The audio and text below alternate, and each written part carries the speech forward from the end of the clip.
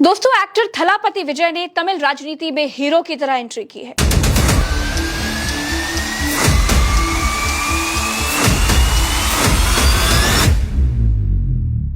उनकी party TVK ने तमिलनाडु विधानसभा चुनाव में 100 से ज्यादा सीटें जीत ली हैं और अब उनका सीएम बनना तय है। जनवरी 2024 में विजय की फिल्म आनी थी जननायगन, लेकिन रिलीज नहीं हो सकी। तय था कि ये विजय की आखिरी फिल्म थी। जननायगन तो नहीं आ पाई, लेकिन विजय तमिलनाडु के नए जननायक बन चुके हैं। 100 से ज्यादा सीटों पर विजय की नई नवेली पार्टी टीवीके ने बढ़त बना ली है। विजय सियासत के नए सुपरस्टार हैं। तय है कि अब वही तमिलनाडु के अगले मुख्यमंत्री होंगे। जोसेफ विजय चंद्रशेखर ने करीब 34 साल फिल्मी दुनिया को दिए। साउथ के सुपरस्टार हैं, मगर 2024 में उन्होंने अपनी पार्टी बनाई और उसका नाम रखा टीवीके, यानी तमिलगा वेट्टी कजगम।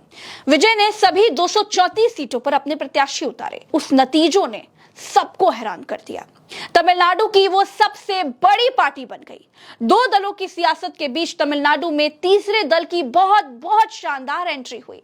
स्टालिन अपनी जीत को लेकर बहुत श्योर थे। कांग्रेस और डीएमके का गठबंधन अपनी सरकार मानकर चल रहा था। और बात जहां तक विजय की है, तो सर्वे करने वाले भी उन्हें सीरियस लेने को तैयार नहीं थे। सिर्फ एक सर्वे ने माना था कि विजय अच्छी सीटें हासिल कर सकते हैं। मगर दोस्तों, विजय ने तो बहुत पहले बता दिया था कि वो तमिलनाडु में इतिहास रचेंगे। There are so many jackals and other animals in the forest, but there will be only one lion, and even if it is single, it will be the king of jungle. It is not only a description but also a clear declaration. Tamil Nadu की राजनीति में विजय की जीत किसी blockbuster film की script से भी ज्यादा रोमांचक है। वहां चुनाव सिर्फ ईवीएम की बटन दबाने तक सीमित नहीं रहा, बल्कि ऐसी लहर में बदल गया जिसने दशकों पुराने किलों को ढहा दिया।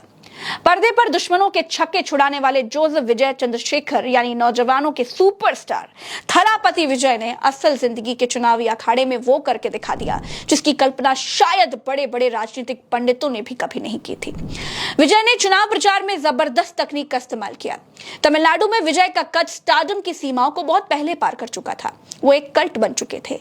90 के दशक में जब उन्होंने करियर शुरू किया तो वो एक चॉकलेटी हीरो थे, लेकिन 2000 के बाद उनका जो मास हीरो वाला अवतार सामने आया, उसने राज्य के युवाओं को, यानी जेनजियों की नब्ज पकड़ ली। सिनेमा घरों में उनकी एंट्री पर बजने वाली तालियां वोटिंग बूथों पर खामोश क्रांति में बदल गई। विजय ने अपनी फिल्म के जरिए जो एंटी सिस्टम वाली छवि बनाई थी, लोगों ने उसे सच मान लिया।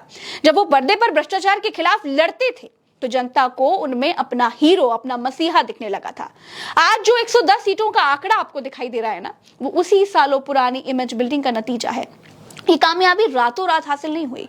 विजय ने इसके लिए बड़ी खामोशी से जमीन तैयार की थी। उन्होंने सालों पहले अपना एक फैन क्लब बनाया था, विजय मक्कल इयक्कम नाम से, यानी VMI। ये एक ऐसा संगठन था जो सिर्फ फिल्मों को प्रमोट नहीं करता था, बल्कि जमीन पर सामाजिक काम भी करता था, जैसे कोरोना काल में राशन बांटना हो, मेधावी छात्रों को सम्मानित करना हो, या फिर ब्लड डोनेशन कैंप्स लगाने हो। विजय के फैन हर गांव और गली में एक्टिव थे। 2021 के स्थानीय निकाय चुनावों में जब विजय ने अपने फैंस को निर्दलीय लड़ने की इजाजत दी, तब उन्होंने कई सीटें जीतकर सबको चौंका दिया था। वो एक ट्रायल रन था। आज जब टीवी के सबसे बड़ी पार्टी बनी है, तो उसके पीछे वही कैडर है जो पिछले एक दशक से समाज सेवा कर रहा था। आज विजय के घर वाले बहुत खुश हैं। घर पर जश्न का माहौल है, घर पे मिठाइयां बच रही हैं। दोस्तों, विजय के घर में कैसे सीटियां बज रही थी, आप वो भी देखिए कि उनके परिवार के लोगों ने कैसे सीटियां बजाकर इस खुशी को जाहिर किया। विजय को पता था कि हर जगह पहुंच पाना आसान नहीं होगा, तो जैसे फिल्मों में डबल रोल होता है ना, वैसे ही उन्होंने इस चुनाव में बॉडी डबल का इस्तेमाल किया। पब्लिक के बीच साइकिल चलाई। दोस्तों, चुनाव में विजय के 7 वादे ऐसे थे जिन्होंने कमाल कर दिया। पहला वादा, बहन बेटियों की शादी में 8 ग्राम सोना देने का वादा। युवाओं को 4000 रुपए महीना बेरोजगारी भत्ता देने का वादा। महिलाओं को सरकारी बसों में मुफ्त यात्रा देने का वादा। क्लास 1 से लेकर 12वीं तक 15,000 तक की मदद का वादा।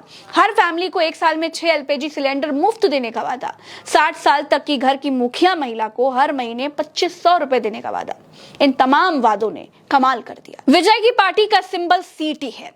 विजय ने महिलाओं से कहा कि घर के बाहर जो अल्पना बनाइए, उसमें सीटी जरूर बनाइए। बच्चों से कहा कि वो अपने मम्मी पापा के कान में सीटी बजाएं, और तब तक बजाएं जब तक वो वोट देने ना जाएं। हाईटेक प्रचार और वादे विजय को काफी मजबूत कर गए, लेकिन इसके अलावा भी जो कारण थे वो भी आपको बताते हैं। देखिए, तमिलनाडु में करीब 3 करोड़ महिला वोटर्स हैं। और पहली बार मतदान करने वालों की संख्या 15 लाख के करीब है। विजय ने जेनजी, फर्स्ट टाइम वोटर्स और महिला वोटर्स पर पूरा फोकस रखा। डीएमके सरकार के खिलाफ एंटी इनकम्बेंसी का फायदा भी विजय को मिला। विजय के पास हर जिले में फैन बेस तो था ही, अपने लोग भी थे जो इस चुनाव में बहुत मददगार साबित हुए। विजय किसी गठबंधन में शामिल नहीं हुए, उन्होंने खुद को शुद्ध विकल्प ब्रांड बताया। विजय ने तमिल अस्मिता को भी मुद्दा बनाया। दूसरा, विजय का स्टारडम तो था ही था। वाकई दोस्तों, विजय ने इतिहास रच दिया तमिलनाडु में। इतने कम वक्त में एक नई नवीली पार्टी को खड़ा करना और उसके बाद उसको सत्ता में ले आना, ये आसान नहीं है। विजय से तमिलनाडु के लोगों को बहुत उम्मीदें हैं और अब देखना होगा कि पर्दे का सुपरस्टार पॉलिटिक्स में कितना खरा साबित होता है। लोकतंत्र में जनादेश से ऊपर कुछ नहीं होता। अब तो बारी विजय की है वादों को पूरा करने की। दोस्तों, विजय ने टिकट्स भी बहुत सोच समझ कर दिए। विजय ने अपने ड्राइवर के बेटे को टिकट दिया। दोस्तों, जयललिता और करुणानिधि के निधन के बाद तमिलनाडु की राजनीति में एक तरह के नेतृत्व का शून्य पैदा हो गया था, जहां एआईएडीएमके बिखराव से जूझ रही थी और भाजपा अपनी जगह बनाने की कोशिश कर रही थी। विजय ने उस वक्त मिट्टी का बेटा कार्ड खेलकर खुद को सीधे डीएमके के मुख्य प्रतिद्वंदी के रूप में स्थापित किया। उनकी जीत ये दिखाती है कि उन्होंने न केवल तटस्थ वोट हासिल किए, बल्कि पारंपरिक पार्टियों के कोर वोट बैंक में भी सेंध लगाई। विजय की जीत केवल एक अभिनेता की सफलता नहीं है, बल्कि ये तमिलनाडु की जनता की बदलाव की आकांक्षा का प्रतीक भी है। उन्होंने द्रविड़ मॉडल को चुनौती दिए बिना उसमें अपना विजय मार्क जोड़ दिया। उनके लिए असली चुनौती अब इस जनादेश को शासन में बदलने की है। मेरे साथ फिलहाल इस वीडियो में इतना ही। ऐसी तमाम खबरों के लिए चैनल को सब्सक्राइब कीजिए। इस पर आपकी क्या राय है कमेंट में बताइए। चलते हैं। राम राम, दुआ सलाम, जय हिंद।